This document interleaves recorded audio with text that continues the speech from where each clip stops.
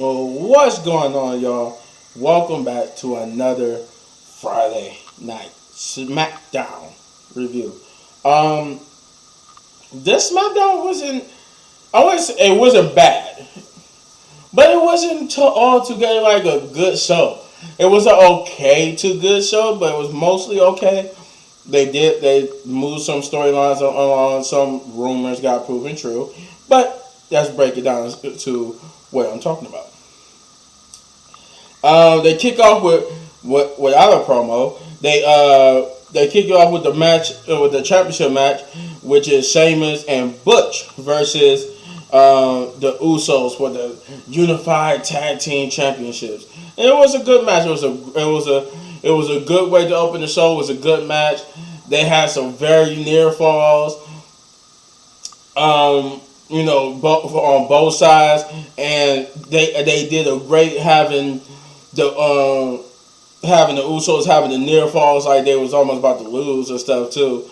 There wasn't for like a save or a kick out. I wish I could have seen like what would have been if they had Drew McIntyre there, because on paper Drew McIntyre and Sheamus beats the Usos. You got them two challenging you for the tag team titles. They forced to beat you and become champions. But unfortunately, we didn't get that. We got distractions and help from Sami Zayn, and the Usos would win and retain the titles. I think we did get some backstage promo stuff, and I can't remember what they were. But we did. No, it was Kurt Angle. That's what it was. We got the setup for Kurt Angle to where they was in Pittsburgh celebrating Kurt Angle, and that I guess it was his birthday, so they were celebrating that as well. We got a promo from LA Knight, who came out to basically confront Bray Wyatt. He bring up how Bray Wyatt keep coming out here saying that he's not the one who's attacking LA Knight, but he even bring up how mocking him, saying that he keeps saying that he's not the one attacking me, and then he got the audacity to say that if it was him, there would be nothing left. And he talked about how he must have struck a nerve, and put fear inside Bray, because Bray keep attacking him, and he had video evidence to back it up. His video evidence was that every time he get into a confrontation with Bray Wyatt, there's Bray and a mask attacking him, or he's lurking somewhere in the background, and then he gets attacked. But then we got like a message from Uncle Howdy. And Uncle Howdy was basically encouraging LA Knight to confront to confront basically Bray Wyatt, saying that his window of opportunity is closing. LA Knight would use that as more evidence that it was Bray Wyatt and that he basically was going to the back to go find him. We will get the next match, which is the Gato del Fantasma, or the two not Santos Escobar, but the other two guys. I had their names, but I didn't write it down. Now I can't remember. But the two other members of the Gato del Fantasma versus the Viking Raiders, and this was built off the fact that both Hit Row and the Viking Raiders have been constantly. I mean, the Hit Row and the Gato del Fantasma has been targeted by the Viking Raiders. And the match started off good, good, and for most part it was going well until Hit Row's music hit, and B-Fab came down the ramp with a chair in hand, and she basically set the chair up and set it and started laughing at the Viking Raiders, because the Viking Raiders didn't realize was that Top Dollar and I was about to say Swerve, but I forgot the other Sante Adonis. They both attacked from behind with chairs, beating up both Del Fantasma and the Viking Raiders to stand tall. I'm guessing I said it was basically the guy with Death Attachment winners by DQ, but they said the match was thrown out. So we got Gunther, we got the Gunther and Ricochet promo. Basically, it was a contract signing where they signed the contract. Before the contract signing got underway, though, the New Day will come out because they said they know how the contract signing goes, and I love it that they came out, paying tribute to Jason David Frank, aka the green, white, and red, the green, white, red, and black Ranger from Power Rangers, but.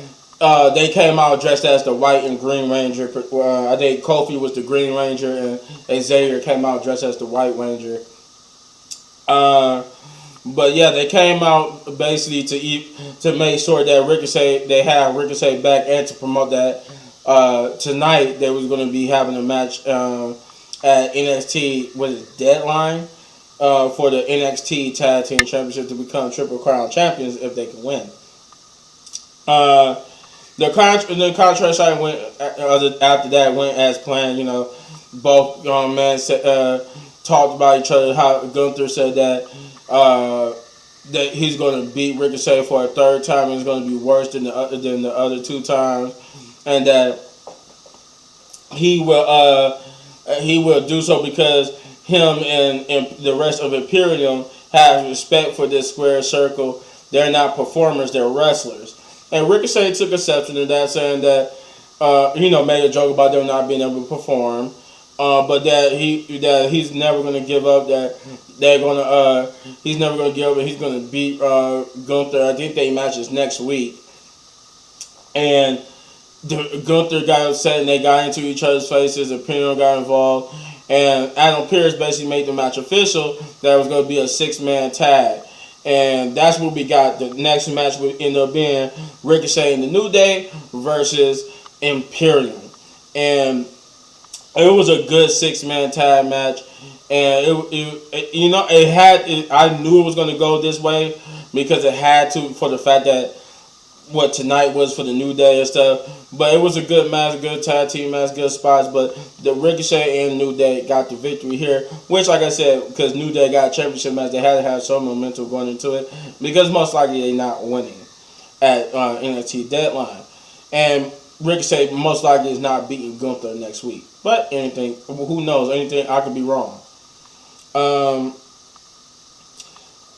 We did get a backstage promo showing what happened earlier in the day of Ronda Rousey and Shayna Baszler basically attacking Shotzi Blackheart. And though when the camera got there, they was both sitting there saying that Shotzi needed help, but it was obvious them two attacked her. And it was basically revealed that when they attacked her, they broke her hand. So then they had a backstage interview where there was being interview about what happened and whatnot. And basically they tried to deny it, said that they didn't do anything. And that maybe she was just fragile and fell and broke her hand or whatever. But then they would get confronted by Tegan Knox and Liv Morgan, who basically told them confronting them about how they basically taking out almost everybody in the women's division except from them two. Which I am kind of concerned about is that all the people they only took out Natalia, Raquel, and Shotzi. I guess you could say Aaliyah too if you want to go there, but yeah, if that was all, yeah, we need more women. We need more women on the women's division for SmackDown because that's not a lot. But this will lead into what the main event was, or as I call it, the main event match, because there was another segment after this. But this was the last match of the night. It was Liv Morgan and Tegan Knox versus Ronda Rousey and Shayna Baszler. And I like this match because it got Tegan Knox back on TV.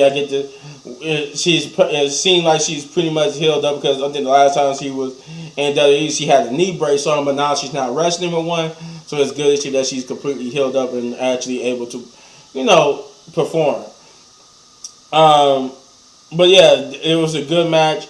It was a good match, good moves. A distraction from Raquel Rodriguez helped Tegan Knox and Liv Morgan get the victory. Then we get to which is, I guess you could say the true main event, which was Kurt Angle coming out to cut a promo about he basically came out to thank the crowd for helping him celebrate his birthday, but he was interrupted because earlier in the night the Alpha Academy tried to get into Kurt Angle's party that I guess that had a bouncer for some reason, and they wasn't on the list, but the Street Profits, made fun of them about not being on the list because they was on the list. So they came out to basically degrade Kurt Angle and told Kurt Angle that he need to leave out the ring because the people, he said, for the first time I'm going to agree with these people.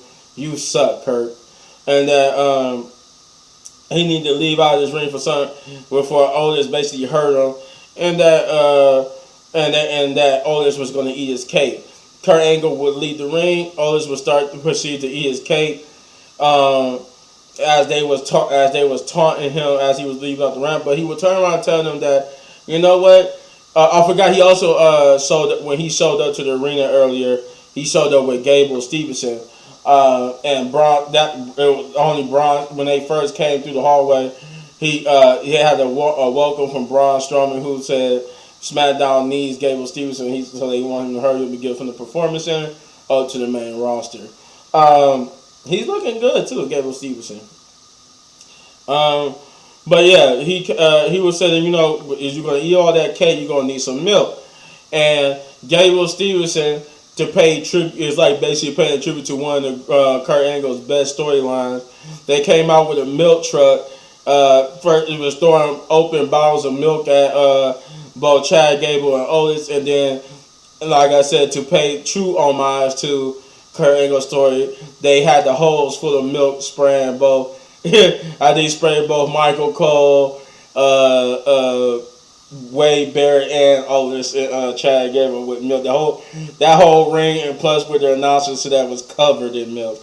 And that was pretty much like the best segment. Oh, Karrion Kross also paid a visit to Rey Mysterio, who's still getting over his leg injury, and basically gave Rey Mysterio a warning about putting him down because he was like he basically compared Rey Mysterio to like a racehorse who could no longer race, that was turned into a workhorse that could no longer work. So he told him that he was going to be the person to put Rey Mysterio down. This was an okay, like I said, SmackDown. They advertised that Roman Reigns, for the first time since War Games, would be on the next week's SmackDown. But yeah, this was an okay SmackDown.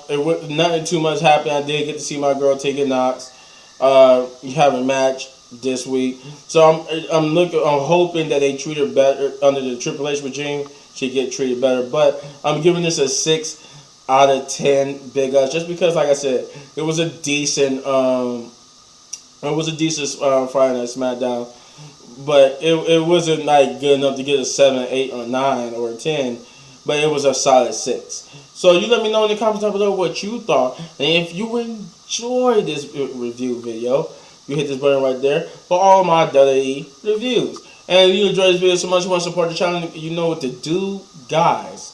You hit that like, subscribe, share, hit that notification button, hit that thanks button, and hit that join button for all my copyrighted reactions and maybe copyrighted music gameplay videos, because I do have both Super Mario trailers, but I can't upload them due to copyright.